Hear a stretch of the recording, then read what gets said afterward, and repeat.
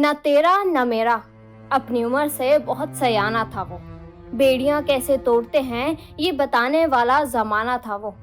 न हिंदू न मुस्लिम न सिख, समझदार था इसलिए धर्म को छोड़कर देश के लिए दीवाना था वो। भगत सिंह का जन्म 28 सितंबर 1907 को पंजाब के संधू जाट परिवार में हुआ था।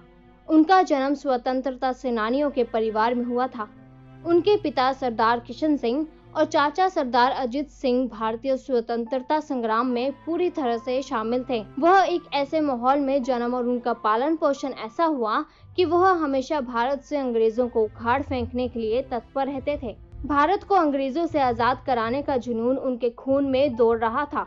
महात्मा गांधी के समर्थन में सभी सरकारी सहायता प्राप्त संस्थानों का बहिष्कार करने के लिए उन्होंने महज 13 साल की कम उम्र में अपना स्कूल छोड़ दिया। अपनी पढ़ाई जारी रखने के लिए बाद में उन्होंने लाहौर के नेशनल कॉलेज में दाखिला लिया। यहाँ उन्होंने यूरोपीय क्रांतिकारी कृतियों को सीखा, जिसने उन्हें बहुत प्रेरित किया।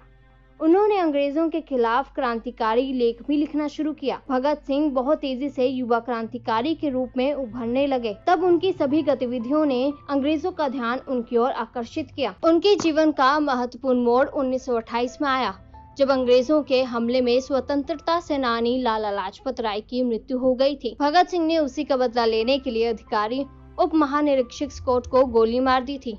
उसके बाद उन पर हत्या का मामला दर्ज किया गया। उन्होंने अपने सहयोगियों के साथ मिलकर व्यापार विवाद बिलों के विरोध में केंद्रीय विधानसभा पर बम फोड़कर धमाका किया और आत्मसमर्पण कर दिया। इस घटना के बाद जब पुलिस ने भगत सिंह और उनके साथियों को गिरफ्तार किया तो उन्होंने इस घटना में अपना गुनाह कबूल कर लिया।